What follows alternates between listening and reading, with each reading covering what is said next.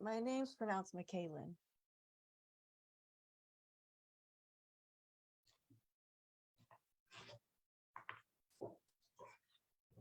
Now we're fixed. We're starting video again. We're going live.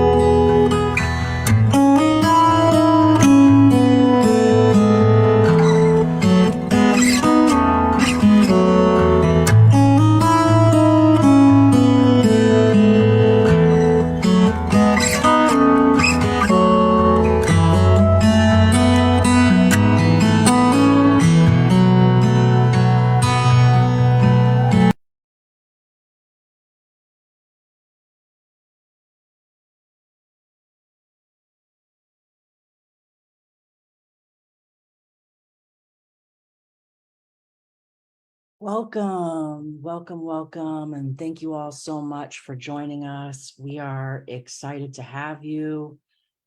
We are here in our fourth panel series this evening, and we are going to pause for just 1 second.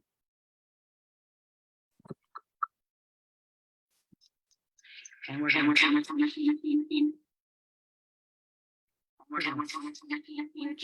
Can you hear me now? Awesome. Apologies for our delay. Sean, there's an echo. Sean, there's an echo. Okay, we've got technology figured out now. Okay, we've got technology figured.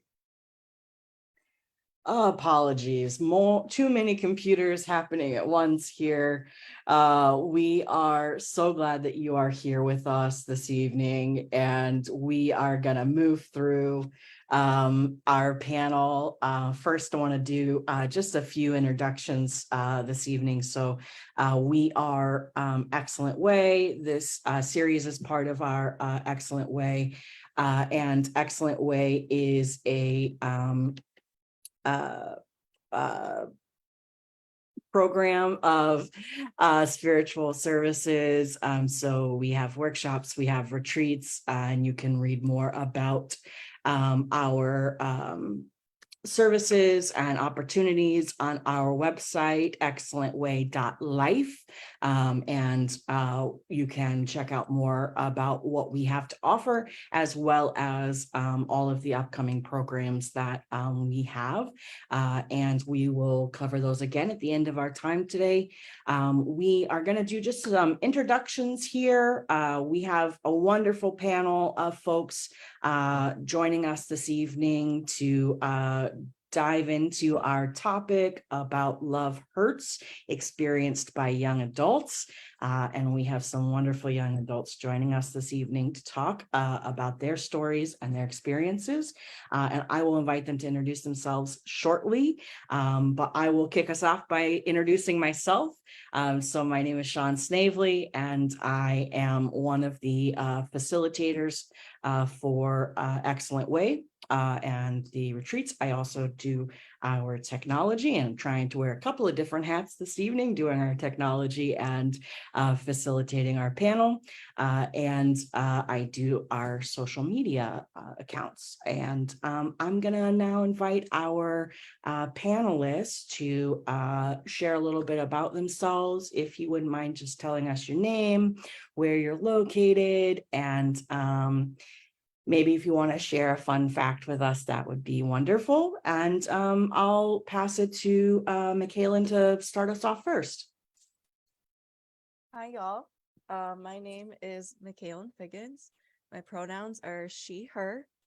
I am currently located on campus at Methodist Theological School in Ohio. I'm a seminary student. And a fun fact about me is that I have grown up in Ohio my whole life. Awesome. Thank you for joining us, Michaelan. We're so excited you're here. And I'll pass it to Jaylon to share. Greetings, everyone. My name is Jalen Khalil Tasby, and I am currently a seminary student at Methodist Theological School in Ohio, MTSO for short. And if you ever talk about me, please use the pronouns he, him. And a fun fact about me, I went to one of the best HBCUs in Texas, if not the best, Wiley College, small and mighty, a great school. Yeah. Thank you, Jaylon, and my apologies for mispronouncing your name. We are so glad to have you, and we are excited to dive into our panel for this evening. We have a couple of questions that we have asked our panelists to provide some answers to, but there's always the opportunity for you to also ask questions. We'll have a question and answer period at the end of our time tonight. And you can also post questions in the chat. We're monitoring the chat both here in the Zoom as well as on Facebook Live. If you're here with us in the Zoom and you want to ask your question out loud, you're welcome to when we get to the question and answer portion. And if you would like to stay off camera, you're welcome to. And we'll dive in then. We've got a pretty heavy topic for the evening, Love Hurts. And we see love hurts as being an experience that happens in a relationship that is supposed to be love filled, and a type of event or situation or conflict of some kind happens, and it leaves a wound that then we have to work to heal. And so we've asked our panelists to speak a little bit to this. And so we're going to start with our first question, which is for McKaylin, which is, have you experienced trauma, religious or other kinds of trauma? If so, how has it impeded your spiritual connection or kept you emotionally stuck in various areas of your life? What has helped you begin to heal the impacts of the trauma you've experienced? Easy question. Oh yeah, totally easy. Yeah, so I've experienced trauma actually at various times in my life. But the one that really comes to mind for me is my family was in a near fatal car accident, in which I suffered a traumatic brain injury, and I was 7 when this happened. And in that time afterwards, my spiritual development felt stuck for a while, as well as like my spiritual connection. And I felt emotionally stuck.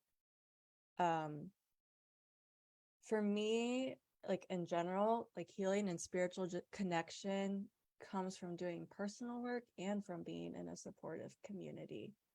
And so during this time, I looked to my church community for support.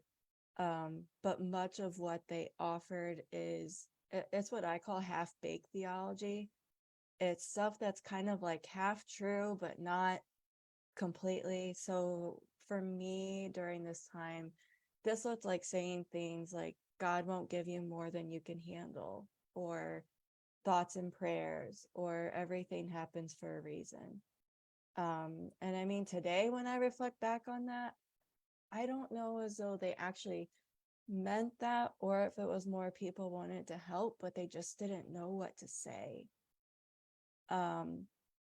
But hearing things like that from this community that was meant to support me during this time, like over and over again, it impacted my spiritual connection in a negative way significantly, because hearing these things affected how I thought about God, how I thought about community and spiritual community, and how I thought about my relationship with God. And so what really helped me heal through that time was to start going to therapy. At that time, I focused a lot on what happened and how it affected my mental health. And I eventually allowed myself to grieve. And so I grieved the life I would have had if this form of trauma in my life wouldn't have happened.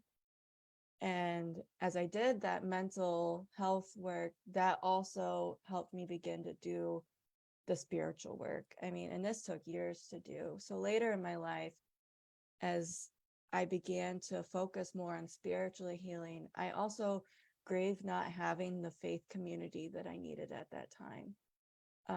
And I learned to forgive myself for not necessarily understanding like the theology parts, and being a child during that time.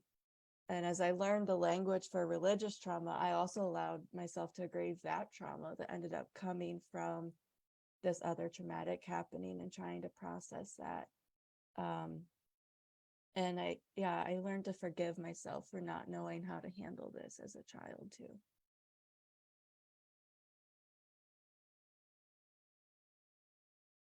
Thank you for sharing. That is, I I have a suspicion a lot of folks can very much relate with what you're sharing there around folks just either not knowing what to say or not having their own set of resources to support someone else.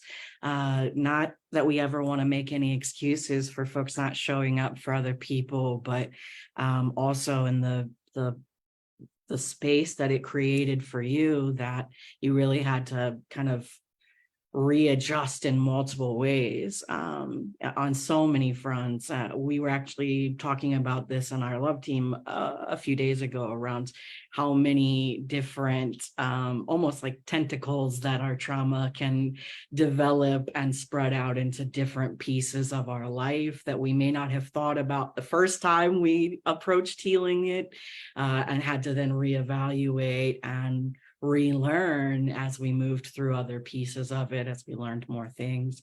Thank you so much for sharing. We'll move to our next question for Jalen.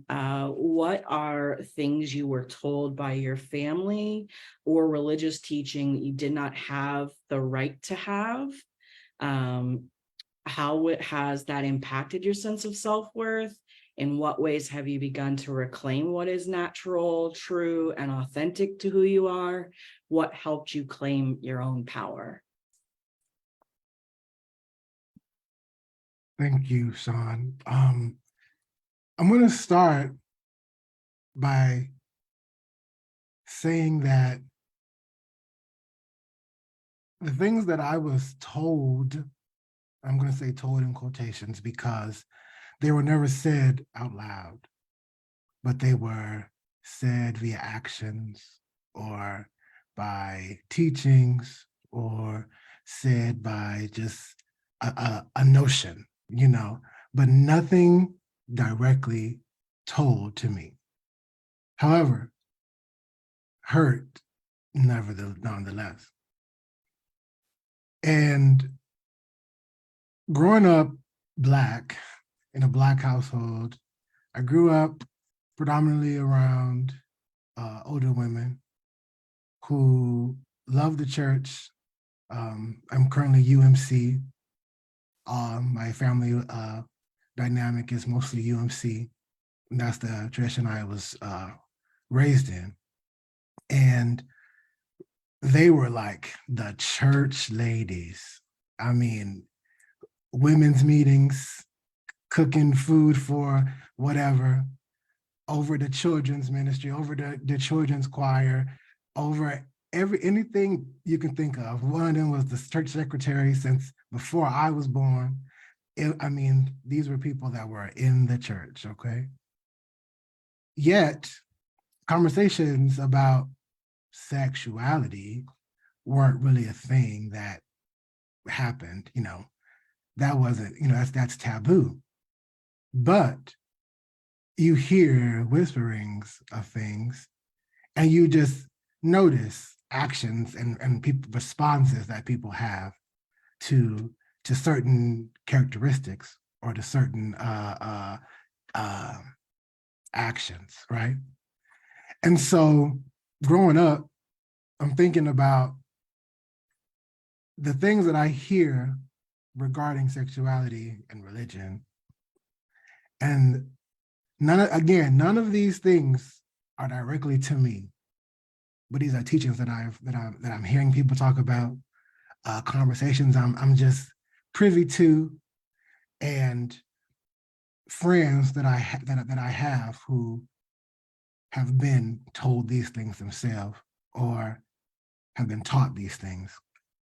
And so looking at scripture and people, in my context, when I went to undergrad, that's like, oh man, the scripture says this, and it says this. So in back of my head, I'm thinking, okay, well, what if I am this? I'm not gonna tell you that, because then you're gonna think, whoa, the scriptures say you are not in a good place, my friend. And so for years, I'm holding on to all this hurt that things that were never like directly said that Jalen, you are damned, Jalen, you are blank. But the teachings that I've heard and the actions and the conversations that have built up for years. And so these religious teachings that basically say that my life is not worth nothing because at the end, I mean, it's not going to be a good result for me. So growing up and going through college and everything, holding on to pain, really holding on to trauma that I didn't even know was trauma. Because at first I would say, oh, that's not traumatic. Whatever, but then realizing that no, you were carrying heavy stuff that weighed you down for years. And thinking about these teachings that I know have not only hurt me and caused me tremendous pain, but have caused others far, far greater trauma and pain than I can even imagine. And so I think about these things, and then I reflect on how I came out of those things.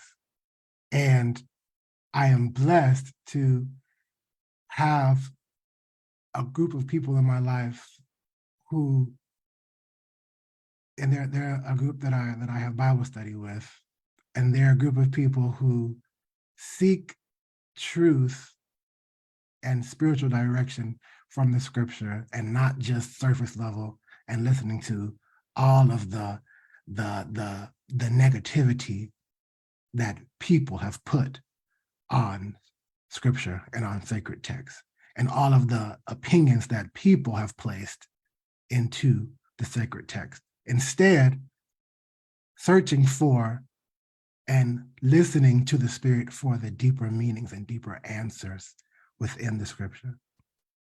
And through that, I was able to find not only a relief, but find an escape from that trauma, because I was able to see the truth and be able to see myself in the text, when for years I was taught that the only version of myself in the text is a version that is damned. But really, that's not me in the text. Me in the text is in this other part that's saying that you are loved and you have a special place. That's me in the text, and that's me living out in my true self, and that's me escaping from years and years and years of traumatic teaching, traumatic actions that I've seen, that I've been a part of. I recall once in my undergrad experience where I had a good friend at the time who wasn't supportive of queer lifestyles. And one day we were just having a good conversation, and we're talking about church hurt, really, and talking about religious trauma. And he's going on these notions about, well, if only you just change this, and then that'll all be fine. Well, how do I change who I am? But then I have grown to see who I am is in the text, which has brought so much relief and so much joy, right, into my life, because it's like all of this other stuff that I thought was right. And that's the thing, I thought it was right. And so I thought I was just awful and wrong. That's not the case. And every other person out there who thinks, oh man, I'm wrong, or I'm this, I'm that, the truth in the text will tell you otherwise. That's why I love the beauty of scripture, because the Spirit, if you seek it in truth, it will show you the truth, and not just the surface level opinions that humans have put on the text that has become the norm. Yeah, thanks. Mm, both of you give me hope for spiritual communities moving forward. Just with the way you're so well spoken about your own experiences and the thoughts you're bringing to this conversation around it.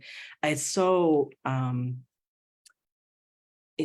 often that we see these implicit messaging that happens, that it's not like an explicit, I out loud said this and it was there, but a lot of times they're paired together, but it's an undercurrent to the community itself that's happening. And it I think personally makes it sometimes more difficult to work with some of those traumas because it's nothing that has been direct. I can easily point to it, but there are experiences, there are situations, there are moments, there are sermons where it's had a little underpinning that I have to go back and look at. I was also brought up in the UMC tradition, which is the United Methodist Church. And so I also heavily relate to the church lady. My whole line of lineage of church ladies in my family as well. But there is so much to it in all of our, not just UMC, but all of our spiritual traditions and communities and different groups that we're a part of. There is that both and the absolute explicit messaging and this implicit set of things that are kind of a hodgepodge of action and unspoken, unwritten policy that has been there since the dawn of time for that community, that was never really talked about, regardless of how much we love committees in our churches and communities. But it's just there and it sits with you, and such a poignant thing to think about. You can't change who you are at your core, and nor should you, because who you are is so beautifully created. But the hesitancy to change a line of thinking, even though it so deeply impacts somebody's actual core creation, is a trauma in itself, is one of those love hurts in itself. So thank you both again for sharing on both of those questions. We'd love to ask you a final question to both of you, and we can even play rock, paper, scissors to see which one of you wants to answer first. But we want to just ask, based on your own experiences, what do you recommend to others, especially to other young people who may be struggling with the same impacts of trauma, low self-worth, things that they have taken on that didn't come from them, that came from some of these other pieces? What kind of things would you suggest or recommend? Where can we lead folks? Michaela, do you want to go first? I can't yet. Dale and I are trying to telepathically communicate over Zoom. Okay. I guess like a few things. I would highly recommend going to therapy. It can be challenging, and it can be challenging financially, which it shouldn't be. But I think, to my knowledge, there are financial resources sometimes for going to therapy. Yeah. So I would encourage people to go, and if needed, to look for those resources. I mean, going to therapy is something that I personally have even struggled with. I've been in and out of therapy the majority of my life, and it took me several months to start going again.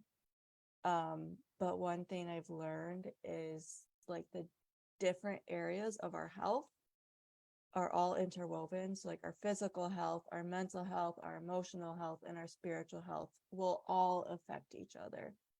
And so going to therapy is part of taking care of our mental health, but also, to me too, like, therapy is a way that I can also spiritually take care of myself. And that's something I think about, and being intentional about it in a spiritual way. Another thing that I would recommend to people is to let yourself grieve. Let yourself grieve whatever way that you need to. Grieving isn't going to be pretty, and there is no perfect order or grieving process. And sometimes you might even grieve something and think, okay, I'm over this, and then something automatically comes back and it seems like the whole grief wave comes back again. But yeah, give yourself compassion to allow yourself to grieve. And that there's no specific thing to not grieve over or to grieve over. So self-compassion in that way is really important too. And grieving that, it might be trauma, it might be any kind of relationship, it might be experiences of oppression, it can be so many things. But grieving is one of the ways our bodies, our minds, and spirits can process something and then eventually find a way to start releasing whatever it is. But that healing is so important. And I guess another thing I would recommend is to look for a support system, and to look for the people who will listen, and to be willing to open up to them.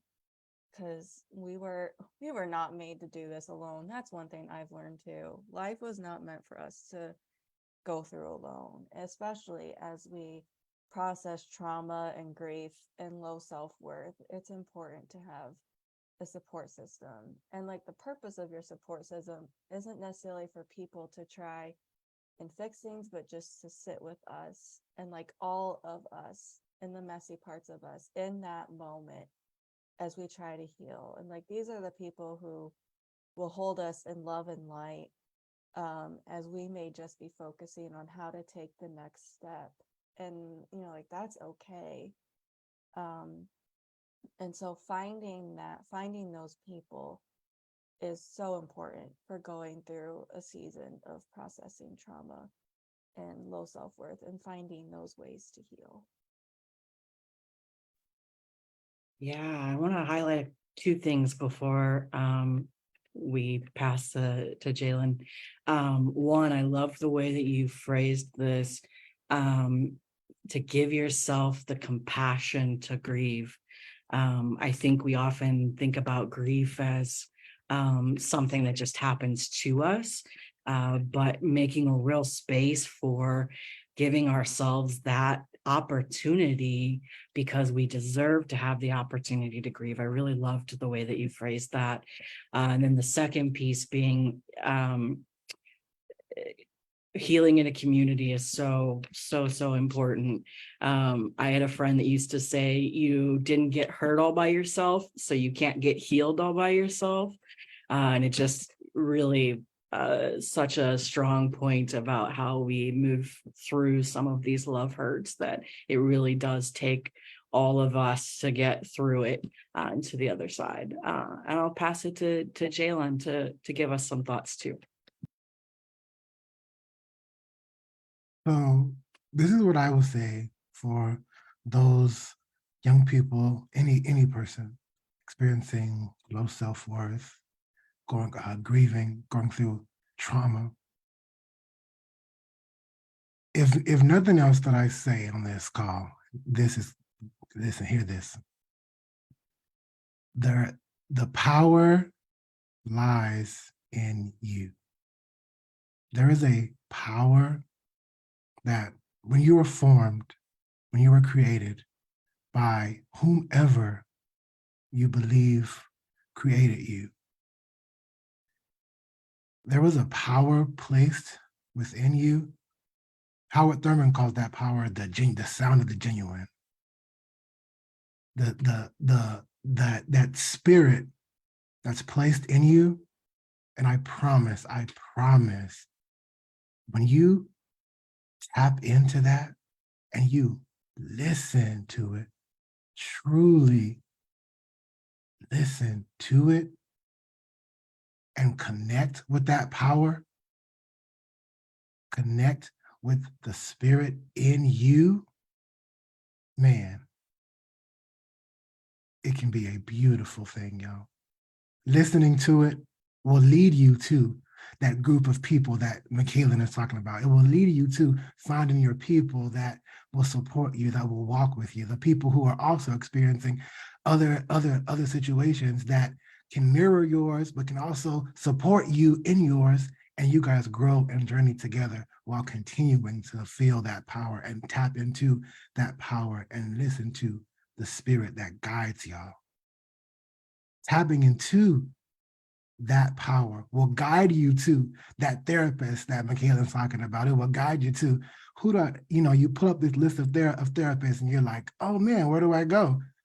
Man, you pick one, you're gonna know if that's the right one for you. If you listen to the sound of genuine, follow that spirit in you. It will not lead you astray. We've been taught so long that, when we feel an instinct, a gut instinct to go with it. But on the other hand, sometimes we are a little bit apprehensive about doing that. But that thing that's inside of you will not steer you wrong. So if you're experiencing low self-worth, experiencing trauma, remember that the power lies in you, the power to find those people who will support you, the power to find the therapist, the power to grieve and grieve properly so you fully can feel the emotions and fully can process what is going on and take the next steps of progressing through your trauma and healing and learning from it. But it all starts with listening to and really feeling that power that is inside of you, because you have it. We all have it, but we have to tap into it. We have to tap into it, y'all. Thanks. So very true. And such an important part of the beautifulness and wonderfulness of our own creation, that we have everything that we need within us in order to move us. Such a powerful message. Thank you so much for the way you phrased that. Such a wonderful piece to add to that, to our folks that are on Facebook Live and folks that may watch this later, and all of us that are in this room. We are at the end of the prepared questions I have here. So we're going to open it up to the folks that are here in the Zoom room with us. If you would like to ask a question of our panel, we would invite you to come off mute and ask your question. You can ask both of our panelists, just one of our panelists.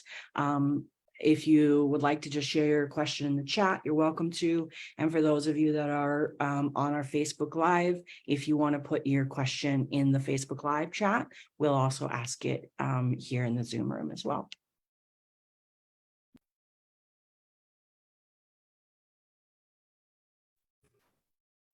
I just have a question for Michaelan. You talked a lot about how just some of the really unhelpful messaging that you got when you were young and went through that. How would you have supported the 7-year-old you? What would you have created for her? Oh gosh. Honestly, a community of people who wasn't trying to fix things. I think sometimes when we say those unhelpful theologies, it's because we're trying to fix it. And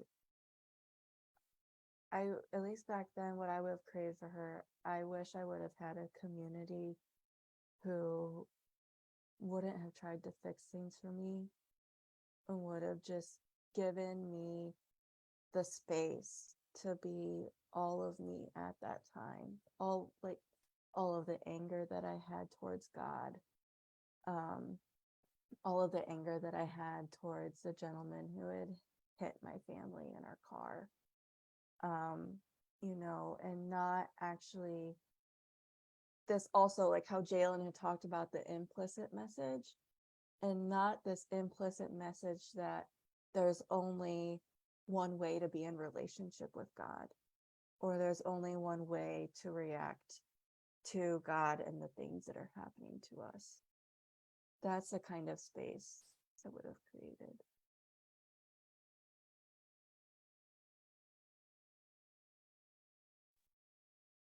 Thank you. And thank you for that question, Dax.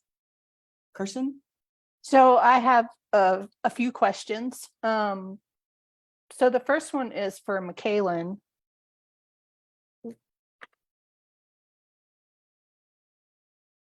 Where did you get the help that you needed spiritually?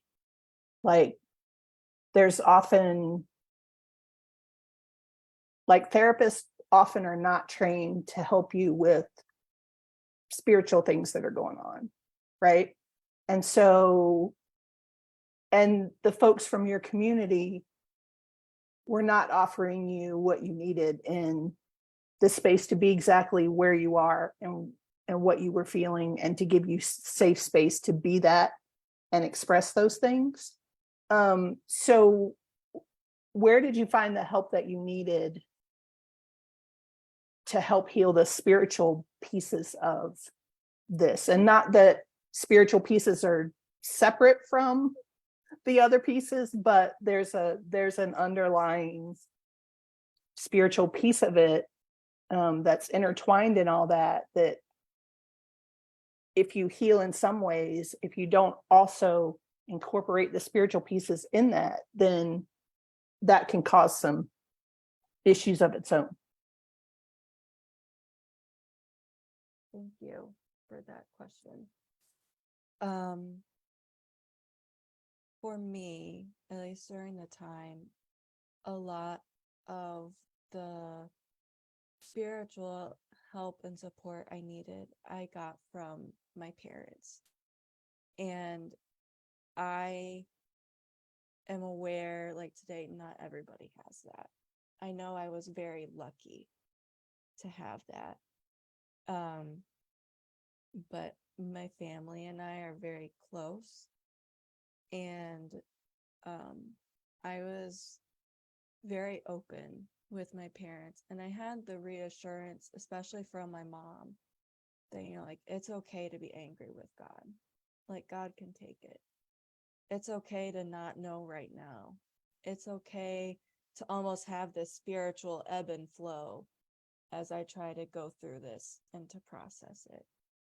And honestly, some of it also came from my own just self-reflecting and struggling through things at the time. A lot of it also came from music, and taking the time to like spiritually journal, and process things that way too. But yeah, that's where most of it came from for me. Thank you, Michaelan. Mhm. So then this question is for Jalen. What helped you tap into that power within you? Like, I understand, like, that's a beautiful way that you talked about that, but how did you begin to tap into that power? Before you answer, this actually relates to one of our questions in the Facebook chat, which was around listening to the Spirit. How do you do that? How do you help people who are afraid they might go to hell if they are wrong about the freedom and liberty that you're talking about? So they go together. Oh, and I see Dax, Carson, and it's actually our fearless leader, Carrie, Dr. Carrie Jackson, who is joining us Facebook Live. She's the founder of Excellent Way and the president, and gathered all of us together. So all three, our whole team here is on the same path to ask Jalen this question. Yeah. I might need you to repeat that question after I address the first question.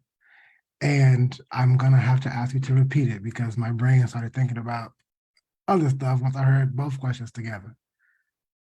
So my part of the question was, what helped you begin to tap into that power? Yeah. Yeah. Let me tell you, I have amazing grandparents who are praying people, and I have on my mom's side, my grandfather got remarried later in life. And so I have three grandparents. I have my grandmother, my mom's mom, separate, and then my mom's father and my other grandmother. And all three of them they are praying people. And it's through them, and they are also part of that community that I had to seek, because this didn't come to later in life that I learned these things.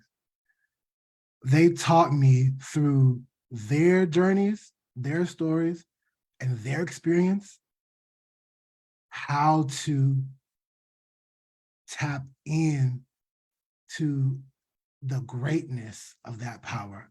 And when I say tap into it, I mean literally taking the time to just sit and commune with the spirit and sit there and just wait, which is so hard because we always got something going on. Our brains are moving. We're thinking about this. We're worrying about this. I am a worrier. I would be having a great day and my brain would be like, hey, remember this thing? You need to worry about that. And so it's hard. It's so hard. But we have to. It's something beautiful about taking the time and just sitting there. And sometimes it'll happen in 5 minutes, and you'll feel something, you might have some thought or something, or sometimes it'll take an hour or 2 or 3 of just communing with yourself and with the spirit, and letting the link happen. And it's through the example and the teaching that I got from my grandparents, either actually listening to them or watching their habits and how they move. I learned how to do that. Now, that's, like I said, way easier said than done, because we always want to be doing something. So it's hard to just, I'm gonna sit here and I'm just gonna wait. I'm just gonna journal. I'm gonna listen to this soft music. I'm just gonna sit here. That's so hard. But when you do it, and do it with intention, not just do it like, okay, I'm gonna sit here and I'm gonna wait, but do it with the intention of, I'm sitting here until I feel something. I'm sitting here until I can literally feel, like until I feel it happen. And when it happens, you're gonna know it. You're gonna know it. And a part of the Facebook question that I remember is like, how do you know that it's the spirit that's leading you, or that's what you're following? Was that part of that question? I feel like you know it because the spirit ain't gonna lead you nowhere messed up. And that power that's in there, right? It's not gonna have you doing off the wall stuff that is not a part of you, so to speak, that is not, led it's not leading you to.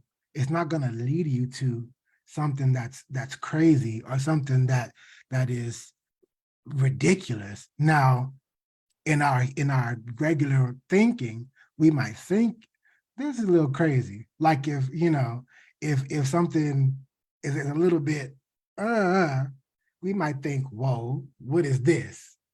But it's not going to be nothing that's like ridiculously off the wall where man, this not right. That's not right.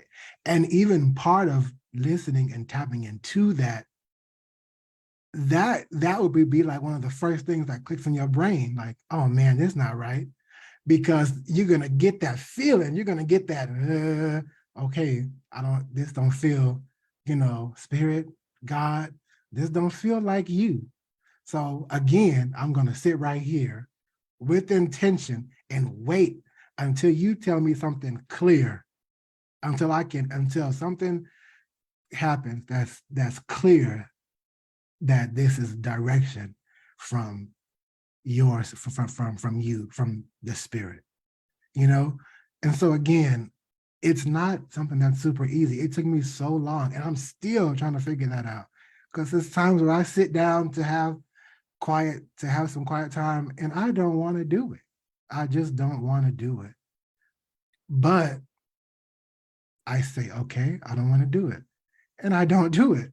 But when I do it with intention, I know something is going to click, something's going to happen. And it's not always about, getting led to go do something. Sometimes you're sitting there with intention because you're saying, Spirit, I had an awful day and I am just in an awful mood right now. So I'm going to sit here with this music with the intention of waiting for you until I can feel happy. And when you do that, because it's happened. When you do that with the intention, sooner or later, something's gonna shake and it's gonna happen. Now the second part of the question. Thank you, Jalen. So you answered part of the second part of the question, which was how do you listen to spirit, and how do you do that? How do you do that? But the other part of the question is, how do you help people who are afraid they might go to hell if they are wrong? They think they might go to hell if they're wrong about the freedom and liberty that you're talking about.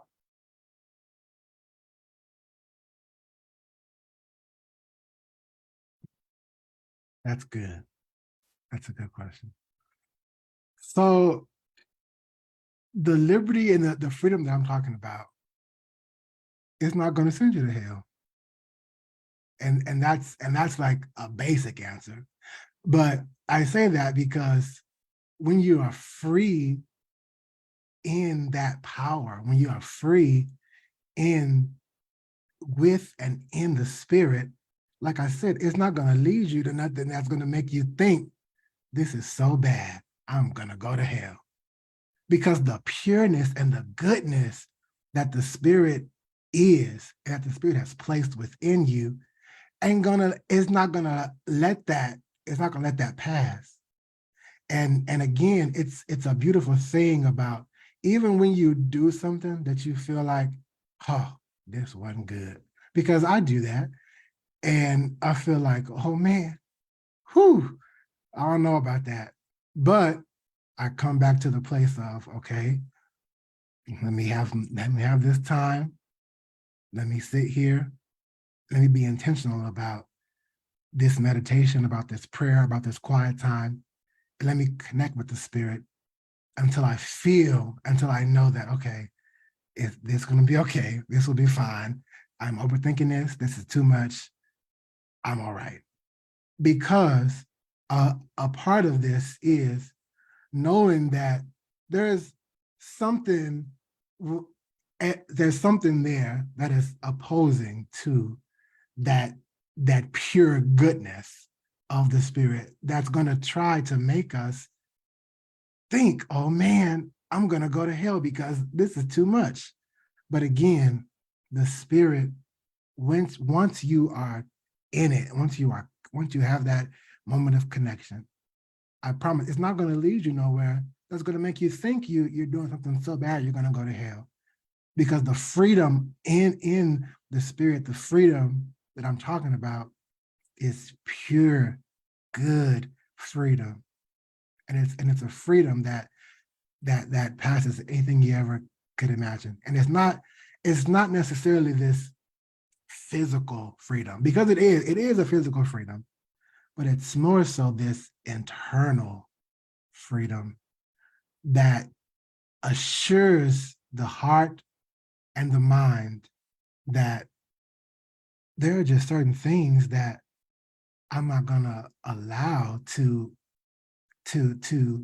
keep me down for so long, because the Spirit has assured me that's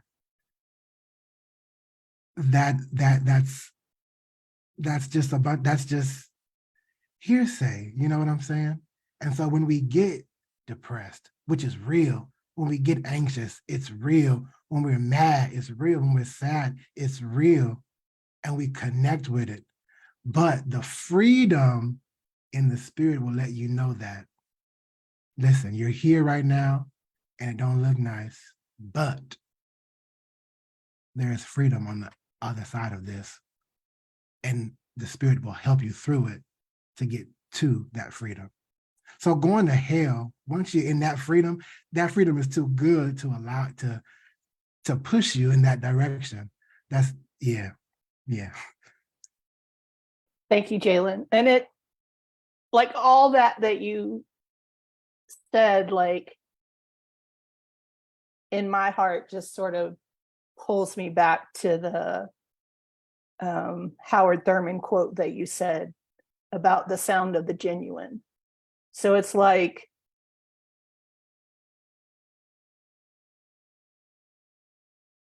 so it's like whatever takes you back to who you are, who you genuinely are, and whatever it is that takes you back to, like, you would call it spirit, but I was hearing it as like this pure love, right? And so that's kind of what you're connecting with, is your deepest authentic self, like, and who we think we are is not always who we really are, right? Like that's what we're really trying to get in touch with. But that's what it feels like you're talking about in that. So thank you for that. And then Sean, do we have time for one more? Yeah, I wanted to just mention on this point too. It sounds like a lot of one of the ways that we think we can help folks is to just remind them to trust in themselves, that there's a trust of the phrase my mom always used to use was, can't get no worse. We're going to keep going because it can't get no worse. So we're just going to keep trying and have a trust that we're being led somewhere that's gonna go somewhere, but also in your own resiliency, that you've already come through the hurt, the primary hurt, and you're now on the other side of it. So you've already survived this huge thing, and where you're leading next, you've already got that strength behind it. And yes, we have a piece for, we have a few more moments for one more question from folks here. And then we have one more question from our fearless leader from Facebook Live.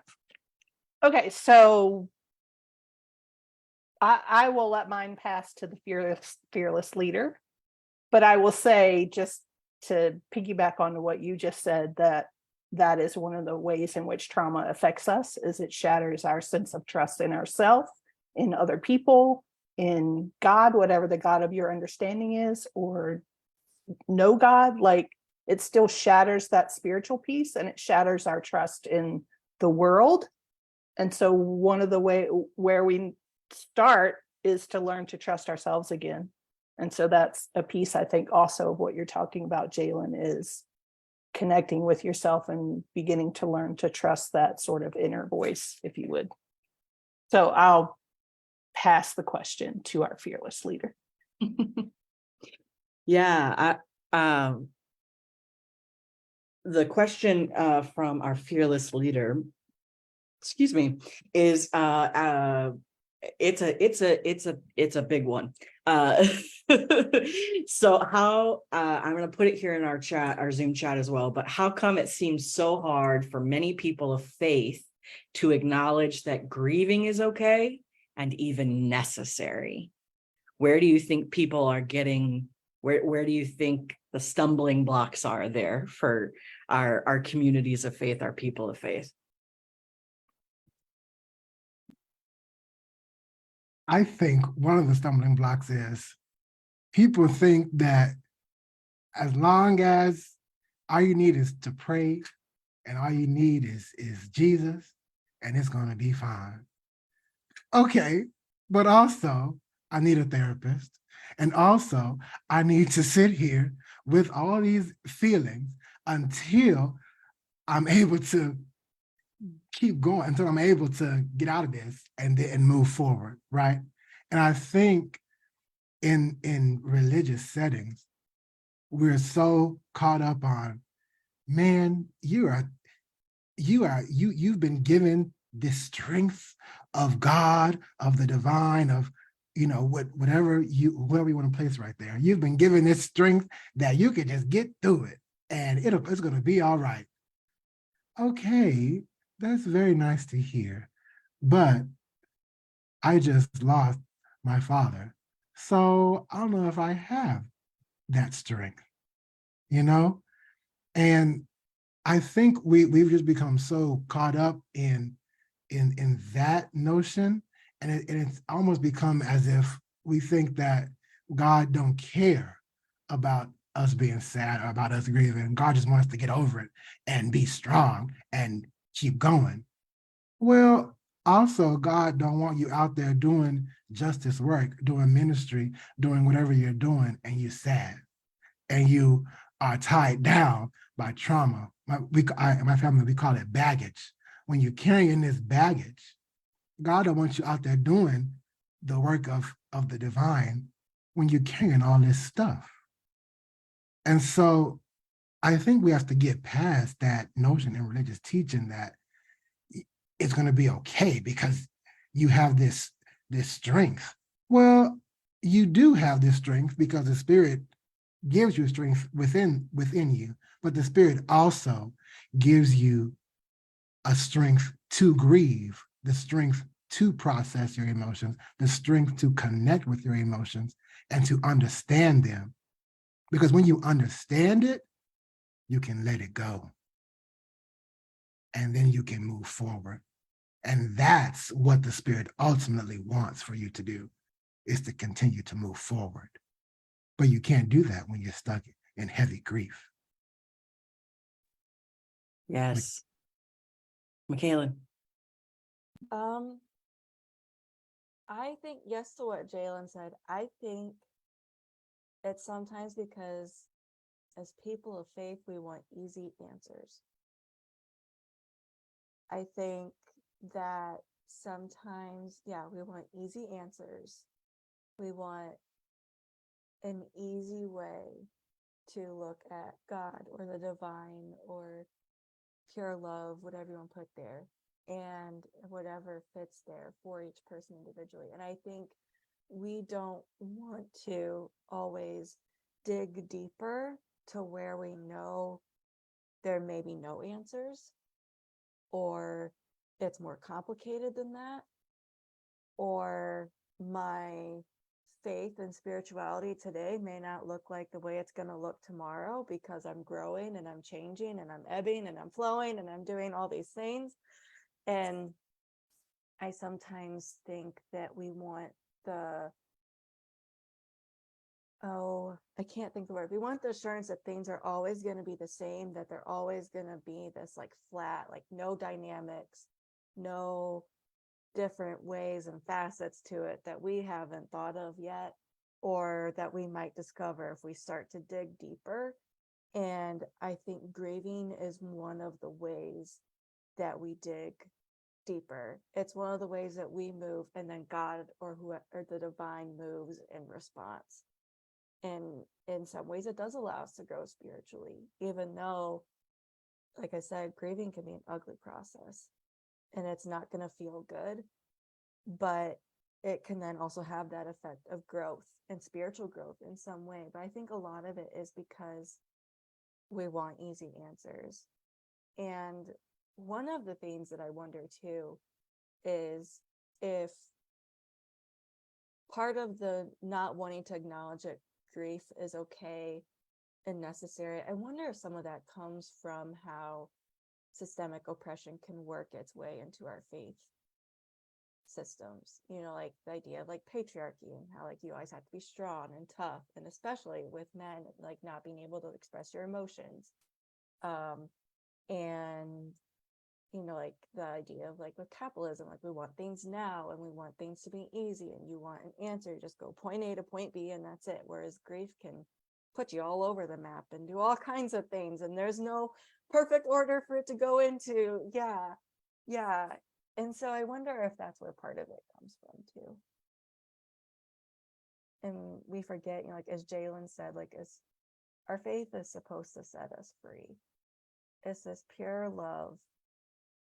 And with it being pure love, like it's not supposed to hurt. That doesn't mean we won't go through hurt. With grieving and everything, we absolutely will.